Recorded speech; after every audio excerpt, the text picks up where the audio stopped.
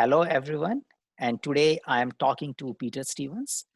You might have seen Peter on our YouTube channel multiple times. And most of the time, we used to talk about personal agility and other agile and scrum related topics. And today we are talking about something different. And I'm exploring the contract and how to create a relationship between customer and vendor, which enables agility. Now, before we talk about agile contract, Peter has done some work around it, 10 contract. He has written a book around it. Why don't, Mhm. Peter, you introduce yourself and then we explore this contracting thing more. Okay. Okay. Well, as you heard, my name is Peter Stevens. I'm originally from the United States. I've been living in Switzerland now for 30 years. I've been in various ways involved in the Agile community I say my first Agile project was in 1993. My first government contract was probably around 1997, although it was not an Agile project at any time. We'll talk a little bit about that. I discovered Scrum back in 2006 and started working with it. And once I read about it, finally a common sense way of organizing people to work together. And so once I got involved in Scrum, I never wanted to look back. And I eventually became a certified Scrum trainer. That happened in 2012, and I've been training people, to do Scrum. More importantly, to kind of help people see that there are better ways of doing things, that they start working to those better ways themselves. And so today, as I say, my day job is I'm a Scrum trainer. The focus on my efforts is personal agility. I actually believe that the Agile values and principles, if you apply them to your own life or apply them more broadly to your project or your company, they can produce really amazing results. And along the way, I've been come in contact with contracts on multiple occasions. First as a supplier, then as an advisor to a customer. And I've written a bit about the topic and recently finished a book on the topic, 10 Agile Contracts. So tell me something about your research on contracts in Agile. Okay. Well, my first exposure to contracting was I bid on a project for the Swiss government to install Linux workstations. So we're talking 1990s here, looking for alternatives to Microsoft Windows. And we won the bid, and then I was confronted with this big pile of papers, which was the contract. And there were two things about it which really struck me. First of all, the basis was time and materials with a cost ceiling. Okay, so what that means, if I finish earlier, I get less money. And if I finish later, I get to pay for the employees on my own pocket. Okay, so I call it heads they win, tails I lose. Okay, and it was like, really, wait a minute, why do they have such a hostile, controlling attitude towards me? And what I learned is that contracts are about control, they're about blame, they're about keeping costs under control. They're generally written in the interest of whoever writes the contract. And this is, when I came in contact with the Agile Manifesto much later, when it said, oh, customer collaboration over contract negotiation. So, by the way, what did I do with this contract? I said, oh my God, I looked at all the terms and conditions in this contract, which the government offered me. And I said, man, if they're unhappy, my company is dead, and I probably am too. But, closed my eyes, signed it anyway, and focused on the customer collaboration part.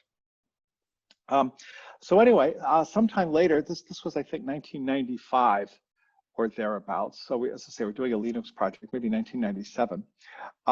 Much later, I got involved with Scrum. We had some successes. The company I was working for realized that they had been more successful. They'd been successful with all of their Scrum projects, but not with any of their classical projects. And so they wanted to contract for their next project in an Agile fashion, and they asked me to research it. And the result of that, was obviously a paper for the company, but also an article called 10 Contracts for Your Next Agile Project, which was published on agilesoftwaredevelopment.com, which at the time was a very successful, platform for publishing articles. It was kind of an Agile, what would you call it? An Agile portal. Unfortunately, that site doesn't exist anymore, and a variety of people asked me, hey, are you ever going to republish those articles? And last year, I finally said, okay, yes, now is the time to do it. And so I researched it, I kind of looked at the articles again, and I realized that a lot had changed in 10 years. And so I needed to do more than just republish the article. And so I researched a bit further and started talking to people on both sides. And what came out of that was, oh yes, this needs a book. Okay, the topic is still, there aren't many books about it, and there aren't there are even fewer readable books about the topic. And what I really wanted to do in creating the book was to build a bridge between kind of the procurement side and the vendor side. So the people on the procurement side understand why fixed price projects, or more importantly, fixed scope projects, aren't in their interest. And so that developers can better align their offerings with what their customers really want to buy. That's what the book is about. Okay, thank you. And interesting, like I liked your statement that many time contracts are all about control and blame, and it's written in and from the view Very of the much, yeah. person who's writing it. So that the person wants to Yeah. control the other party. Now, Mm-hmm. this whole book and the latest inclusion in it, what kind of patterns do you still see? Those 10 patterns or some new patterns are evolving when it comes to contracting?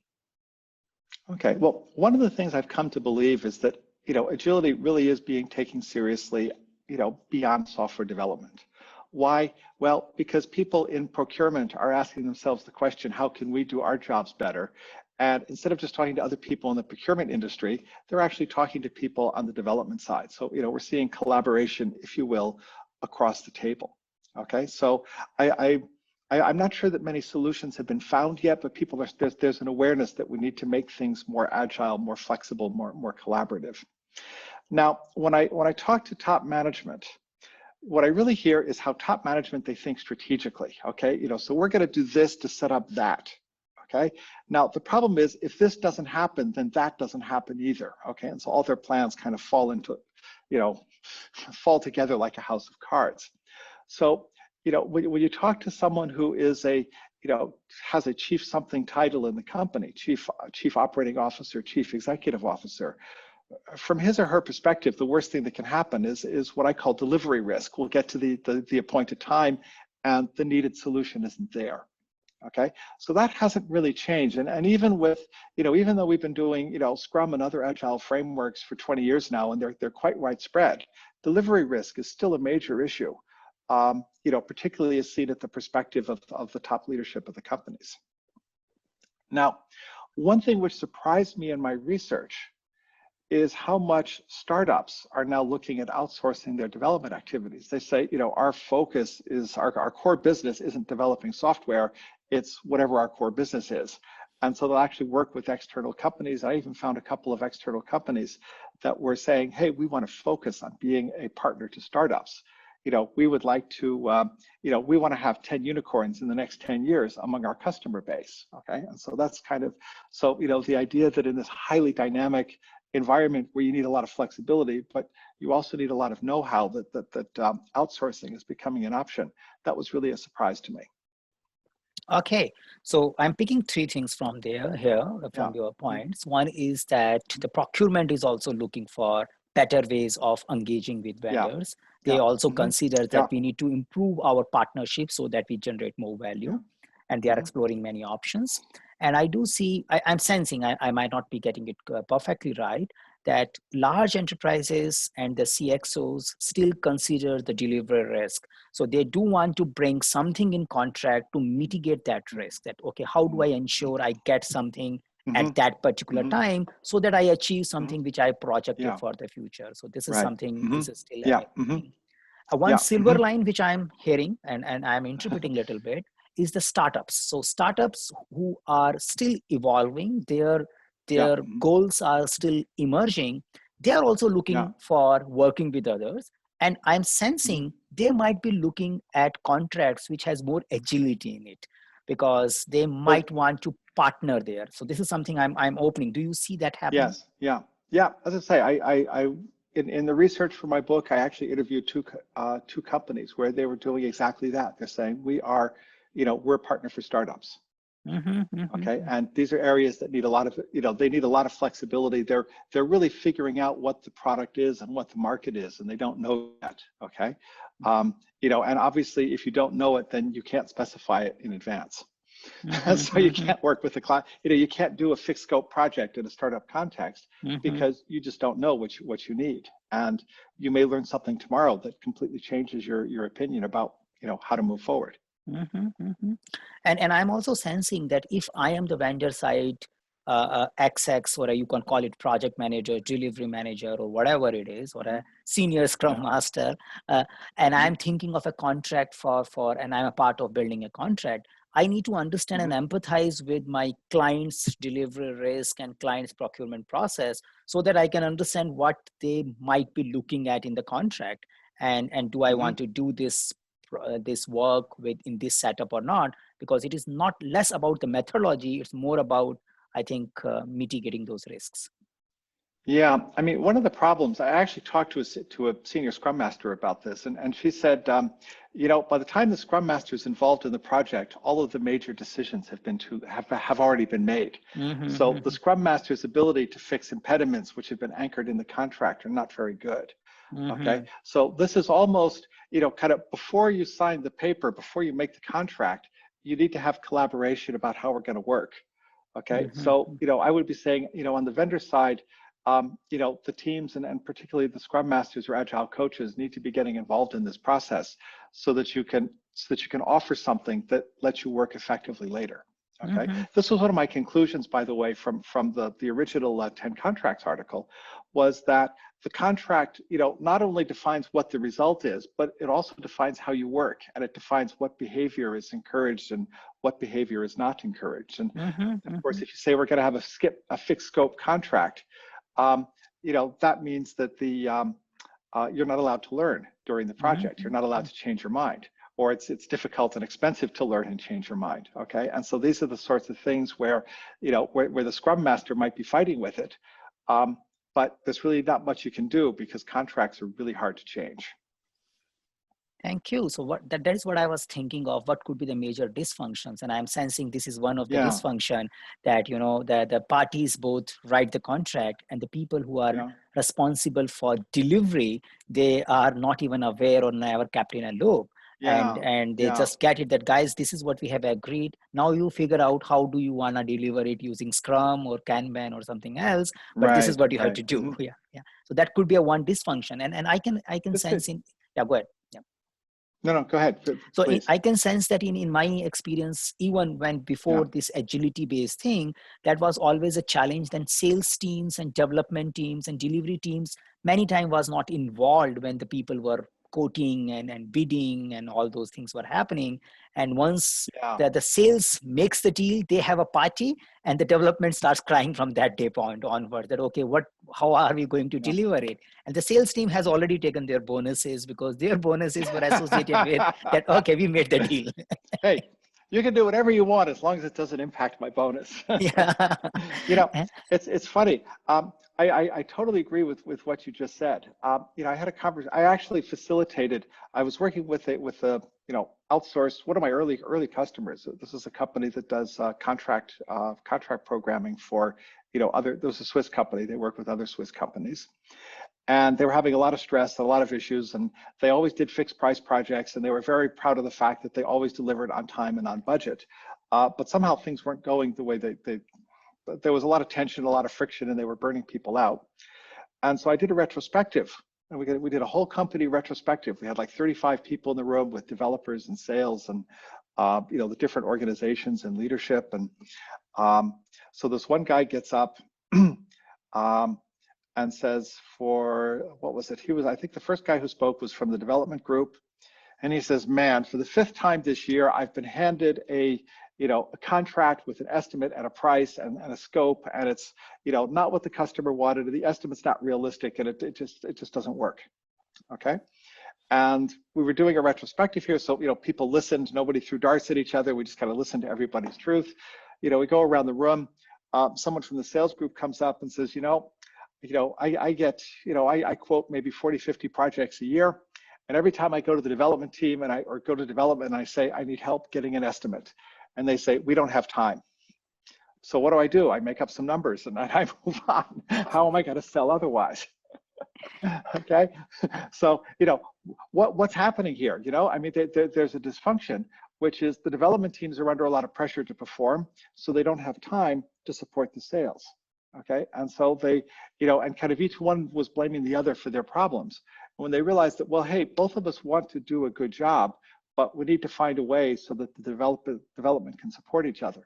Okay, and this is where I think the real power of agility is, it's not about story points and about, all the different frameworks. It's about getting people to talk to each other collaboratively, talk about what's challenging, and then finding solutions to the problem. So let's talk about some of the solutions or some of the challenges in contracting. And one of my favorite quotes that came in my book was a company in Poland, and they said, in order to close a deal, two things has to happen. The customer has to pretend he knows what he wants, and I have to pretend I know how much it's going to cost and how long it's going to take in order to deliver it. Okay, and the reality is neither one of these statements are true. Interesting. Okay? Interesting. Yeah. Now, I have a name for this, and this actually made it onto my list of the top 10 risks. Okay, and if any of your listeners or viewers have got tender ears, this is the time to close them, because I'm going to be a bit direct here. I call this bullshit risk. Bullshit risk is not telling yourself the truth. Okay, and you see that risk a lot. Okay, one of my favorites is companies say we're doing Scrum, but their developers are working on 5 projects at once. They say we're doing Scrum, but the developers don't get to decide how much work goes into the sprint. They say we're doing Scrum, but if they don't estimate perfectly what's going to happen in the sprint, then bad things happen. Okay. Now you also get that on the customer side, where they say, oh yeah, we want you to do Scrum, but we want you to deliver exactly what you forecast in the sprint. Okay. So there's a lot of BS floating around here. The problem that you have, well, first of all, the problem that you have with fixed scope is it means you're not allowed to learn. Okay, and if you're not allowed to learn, you're going to fail because you don't know everything there is to know about your product and your market and the technology, and you have to learn. And the companies that are most successful these days are the ones that are the best at learning. Now, the problem that we have with contracts, or what I think is the most essential problem, is that they actually are necessary. Okay, particularly when you're dealing with organizations. Okay, if I'm an individual, I can promise you something, and I can do my best to fulfill that. But if I'm speaking for an organization and I promise something, well, do I have the authority to say that? Will I be in the company 6 months from now? Will my boss overrule my decision? Okay, so I don't have quite the, I can't guarantee that I can hold my word. So contracts are the way the companies hold their word. Okay, so I think a contract. I don't think we're ever going to get rid of the concept of contracts. Well, somebody, Mirko Kleiner, just asked on LinkedIn, "Hey, I think we should get rid of contracts." There is no such thing as an agile contract, but I do think because organizations have different characteristics than the individuals who make them up, I do think that the contracts have an important function. Now, the problem with contracts is they don't actually represent any customer visible value. Okay, nobody, if I'm building something for you, none of your customers care about the contract that you and I have. They care about the product that you give them, which I've built for you.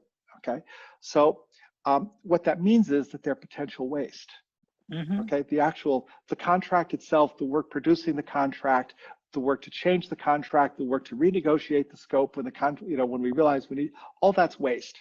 It costs you time, which makes you less competitive. It costs you money, which deletes resources, which by definition are limited. When we start taking this to its logical conclusion, we say, oh, I want to pick the best vendor. Well, we're going to do we'll do a public bidding process. It's like the World Trade Organization for government contracts. You have to do a public bidding.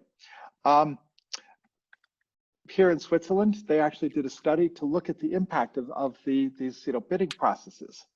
And what they discovered is you look at the number of companies bidding on a contract, you look at the value of the contract, and it turns out that the companies actually spent more money bidding on the contract than the winner earned by winning the contract. That is, from the point of view of the economy, the bidding process was a net loss. Okay, huge amount of waste. Okay, The other problem that you have is that, and I've seen this when I've talked to, other people doing, running bidding processes, and what they tell me is, well, one skill is winning the bid, the other skill is building the product. And Yeah. this guy was doing a bid for running a bid for a major, how should I say, a major enterprise of the Swiss government, and they had three suppliers on their short list. Okay, they had two who obviously had the skills to do it, although one was probably a little better than the other, and then they had one who really had the skills to do a good bid, but they could look behind it and say, oh God, this is going to be a disaster. I hope they don't win. What are we going to do if they win it on points? Now, fortunately, they didn't, so it kind of had a happy end.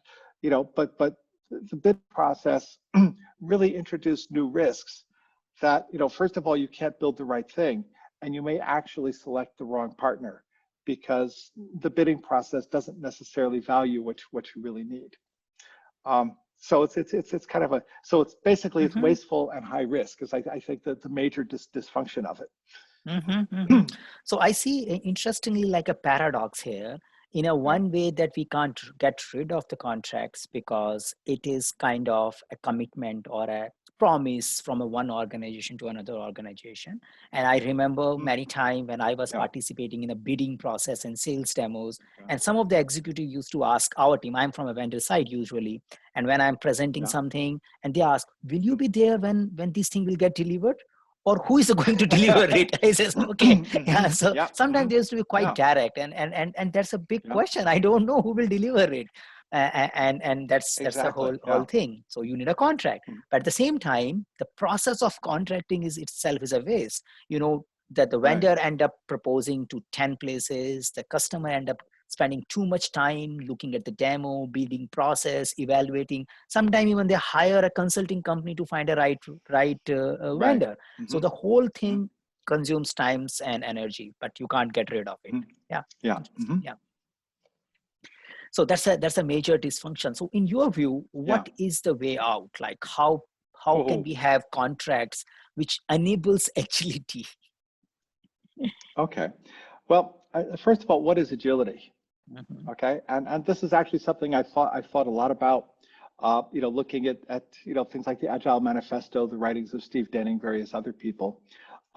For me, agility is about learning, collaboration, and purpose.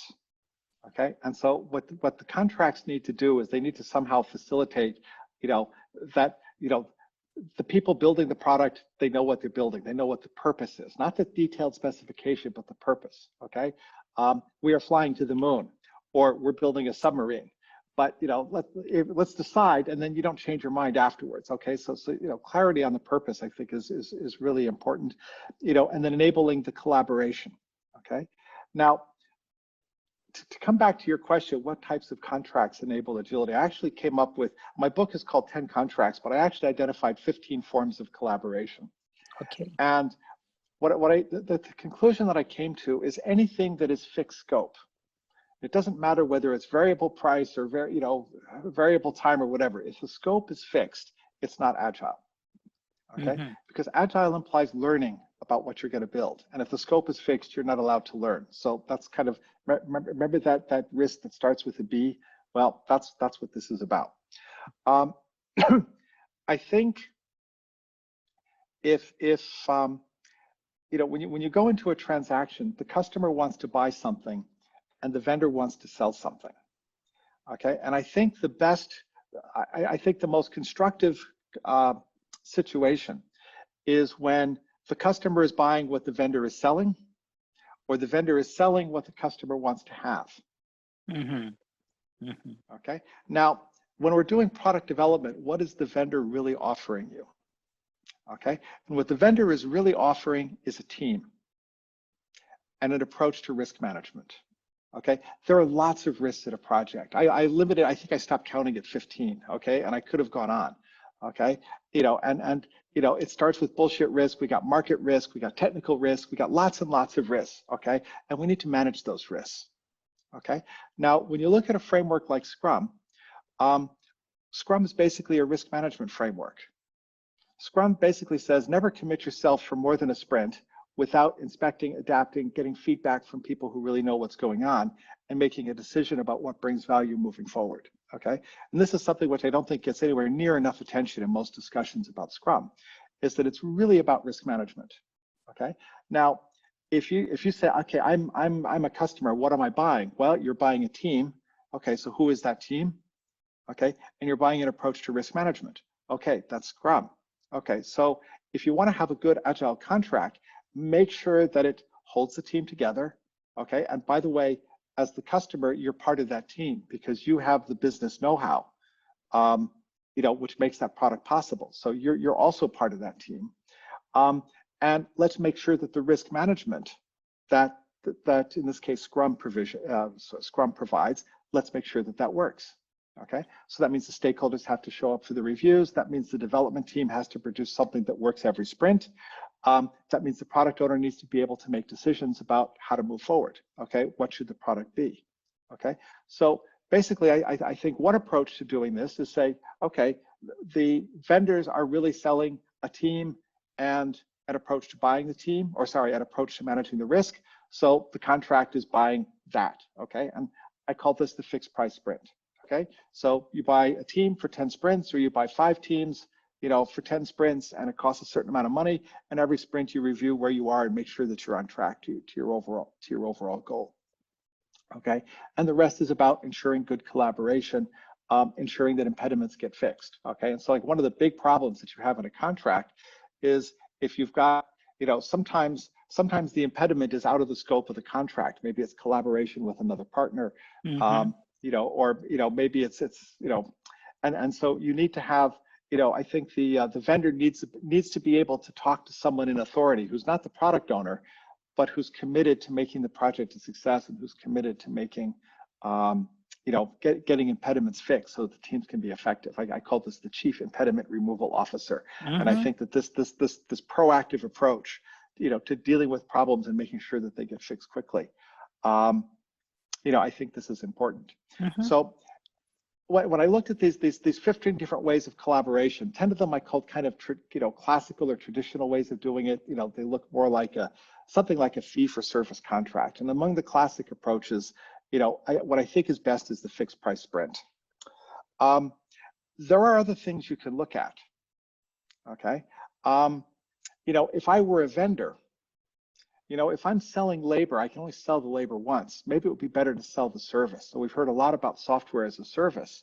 So maybe when you offer the service to the customer, instead of building the product for them and transferring ownership, build a product and lease it back to them, with like a fee per user or something like that. So I think, software as a service, and that gets the customer out of the customer isn't the product owner anymore. The customer is a client, a stakeholder.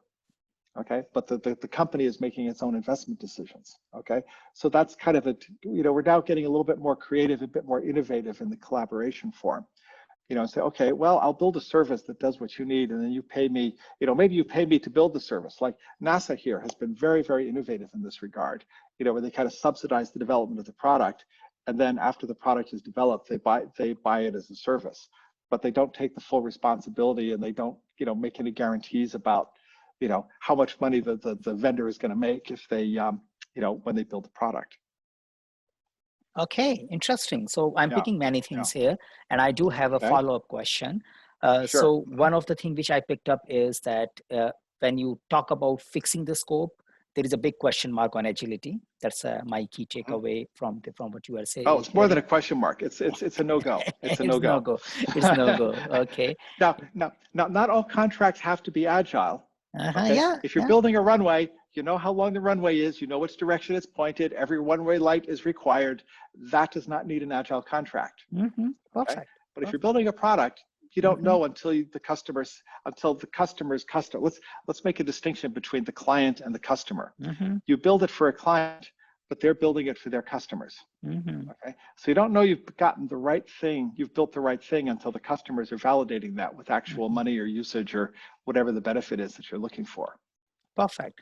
And you this is like a related thing when you said that yeah, if the vendor knows what they are working and the customer knows what he's buying, then we may not need Hmm. an agile contract, because that's a clarity. They both of them are clear what they are talking about. Yeah. But Hmm. in an Hmm. agile context, what practically they are buying is a team and mitigating risks so that the team Yeah. Hmm. achieves their direction, and you mitigate risk Yeah. by more collaboration. And you Hmm. you hire a Yes. team, Hmm. maybe you hire for a fixed amount of sprints and says, okay, this team will work for these many sprints. And you also talk about Right. a possible business model. I would say it's a new business model kind of thing, Hmm. where the Hmm. people who are into a development or a customized or a vendor customer relationship kind of thing, they may start making Hmm. their product, maybe have some commitment from their Hmm. customer that, okay, this is something you gonna buy at some extent, but we will make a product, Right. and then you can lease it, you can use it, or you can pay Right. for Hmm. it. It's a new business model, License fee or something like license fee that. or Yeah. something Hmm. like that. Let's come back to Hmm. the one which is more interesting in a way for me. It's like you are Hmm. hiring a team, you are buying a team and mitigating the Yeah. risk. How, Hmm. as a vendor, I ensure the team remain productive? I might be hiring them for 10 sprints, but if what kind of a provision I might need to do in contract to mitigate the risks of, vendor keep changing team members in the team. Some team members just Hmm. disappear the next day. And how do Right. That's well, that's a really good question. And I think the answer depends a bit on the size of the project. Okay. For a large project, what you're probably going to do is identify the key people. And, these people, they have to be there for the duration of the project. And you can name them and list them. And you can do that on both sides. Okay. Because, I think even worse than losing a developer is if the product owner changes or one of the key stakeholders change. Okay. And all of a sudden, oh no, we're not going to the moon, we're going to Mars. NASA has this problem. We have a president, he says we're going to the moon. Next president comes, we're going to Mars. Next president, no, we're going to the moon. No, we're going to Mars. 20 years later, we haven't gone anywhere.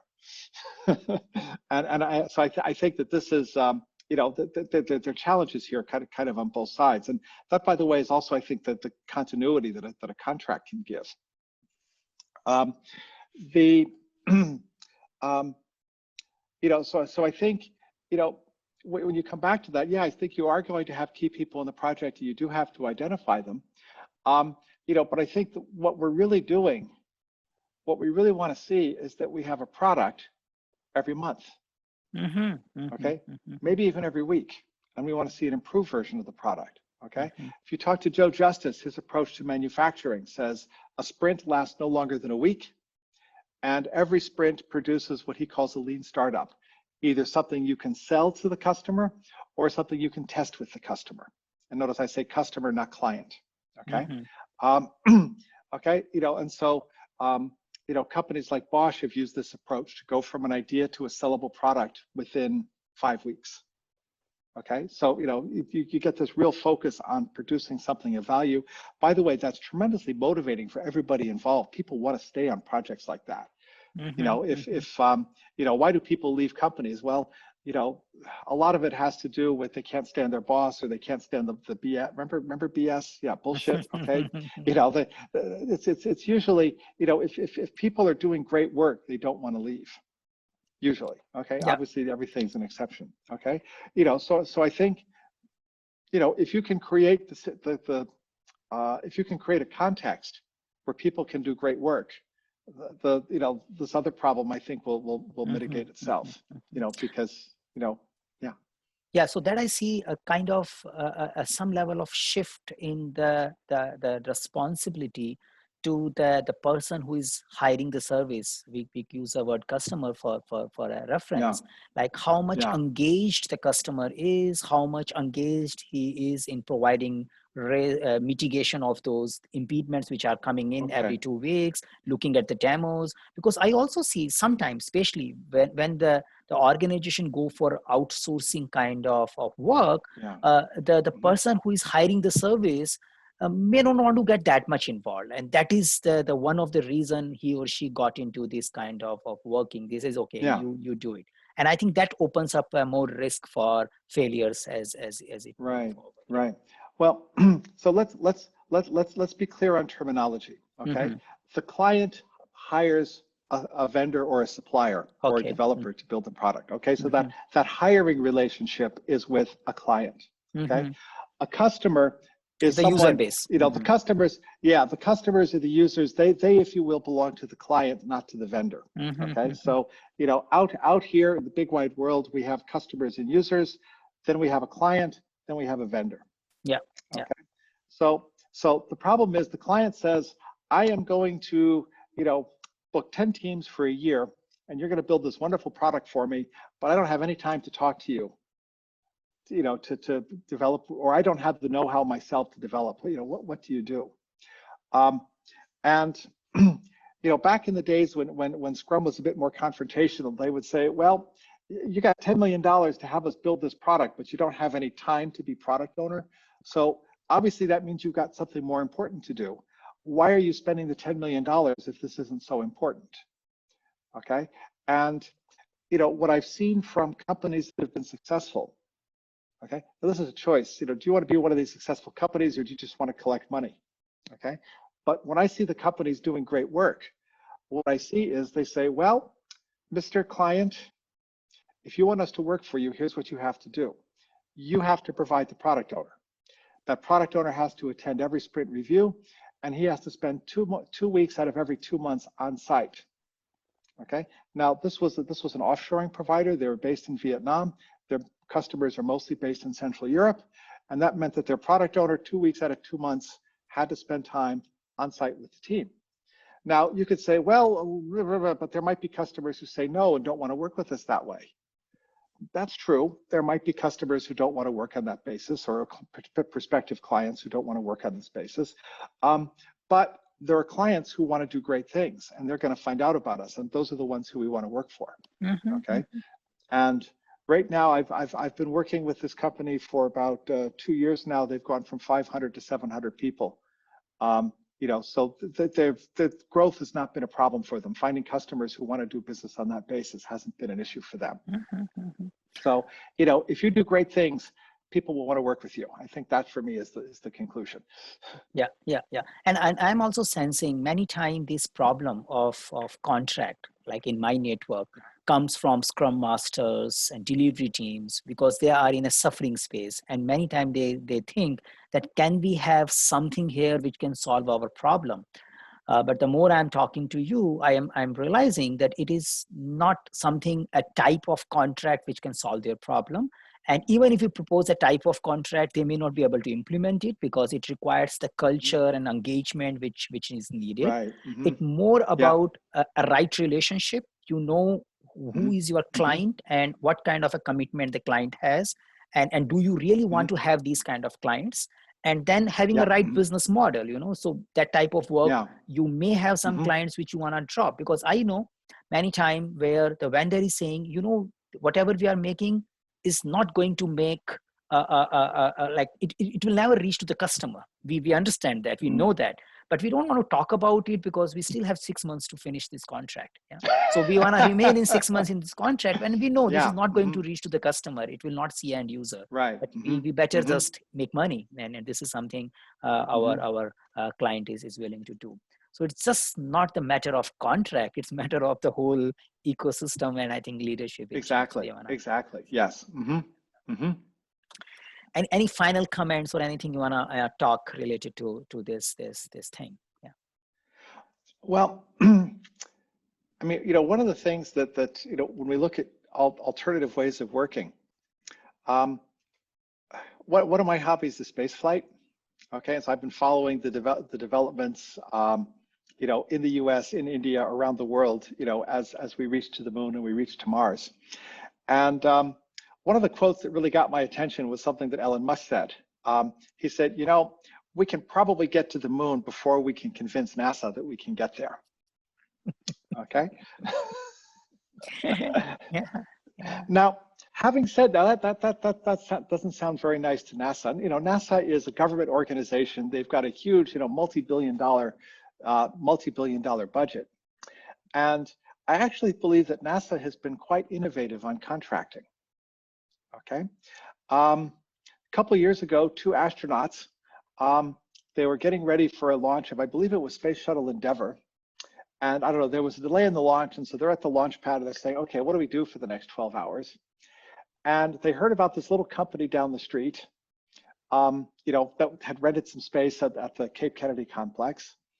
And they said, yeah, I heard they're building rockets. Well, they're probably toys, but let's see what they're doing. And they got there and they discovered, first of all, that they're not toys. And second of all, that they were spectacularly efficient. They could do in a matter of a few weeks things that would take NASA years. And they were like, they were really shocked about this. Okay. Now they had conversations with the NASA administrator. Now they could have said, oh, well, they're just a startup, they're just weird guys and they're never going to amount to anything. But what they did was something different. They said, this is interesting. I wonder if we could turn this energy to our advantage. Okay. And so what they came up with was the commercial cargo program. Okay. And so they basically took an area, they had access to the space station, to the International Space Station. And they said, well, let's see if these guys can build a rocket that will get to the space station. Okay. And so they put out, an RFP, a request for proposal. I think they actually gave 2 or 3 companies a contract to build a rocket that would take cargo to the ISS, to the International Space Station. Okay. And to everybody's surprise, they succeeded. Okay. And they succeeded for a fraction of the budget in a fraction of the time of what they would have needed to do it with a more traditional approach. Okay. And this gave them the proof that, oh, there are other ways, there are better ways of doing things. And they'd recognized that this little company called SpaceX, they were fabulously effective. And then they did basically what they considered to be a pilot program. Now, for them, a pilot program was $100 million, and that was, small budget. I mean, the other projects go into the billions, and even the cost overruns go into the billions. So, to spend $100 million on an experiment to see if they can get to the space station was a very, seemed like a very reasonable bet for them to take, and it was successful. And they basically continued that approach with what they call the Commercial Crew Program, which led to Starliner and the Crew Dragon. Crew Dragon is now the first official flight the last test flight is now still in orbit. It's going to come down in a couple days.